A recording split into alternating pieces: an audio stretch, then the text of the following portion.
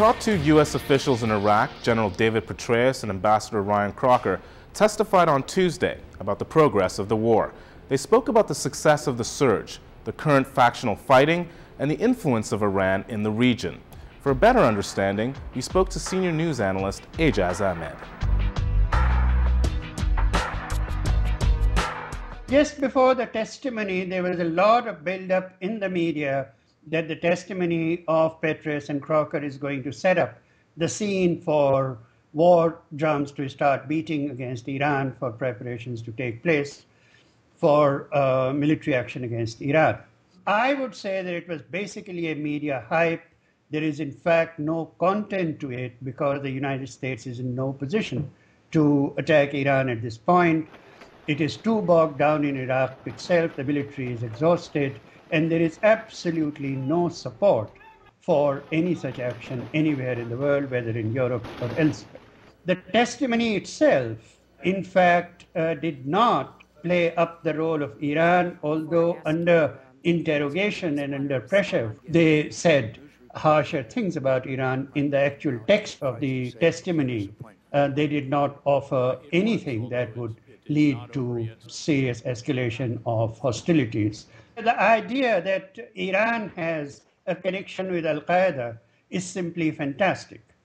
Iran has no connection with Al-Qaeda, and it need not support any such outsider group because Iran itself has a great deal of influence on virtually every major group in Iraq, particularly the two major parties in the government, the Dawa and the Islamic Revolutionary Council, Al-Hakim's and Al-Maliki's outfits. Even the president of Iraq, Mr. Talibani, was a refugee in Iran for about 10 years. There is no reason why Iran would have any connection with Al-Qaeda, and by the same token, there is no reason why they need special groups. This blame game on Iran, I believe, has two particular motivations.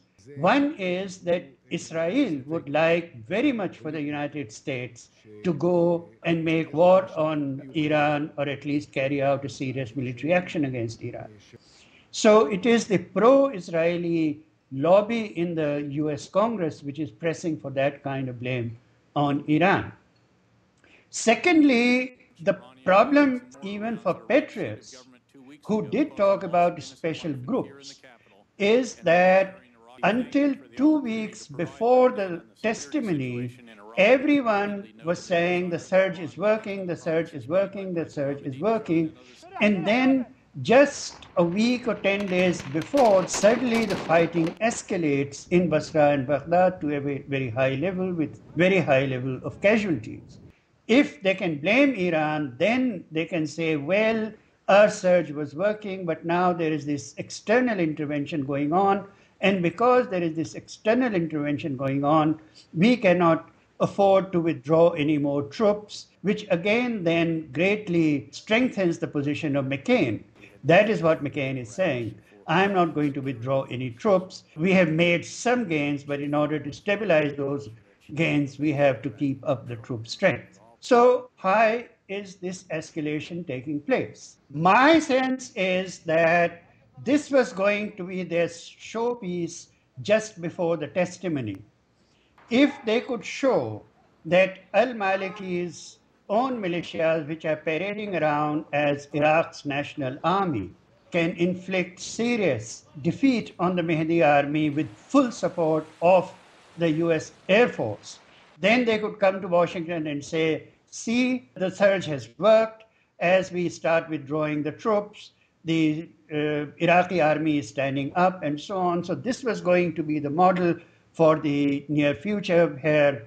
What happened, in fact, is that the whole thing blew in their faces. Al-Maliki's militias simply could not fight the Mahdi army. They had to go and ask Iran to work out a truce between the two of them. Under pressure, Petraeus actually confessed that Iran had been a peacemaker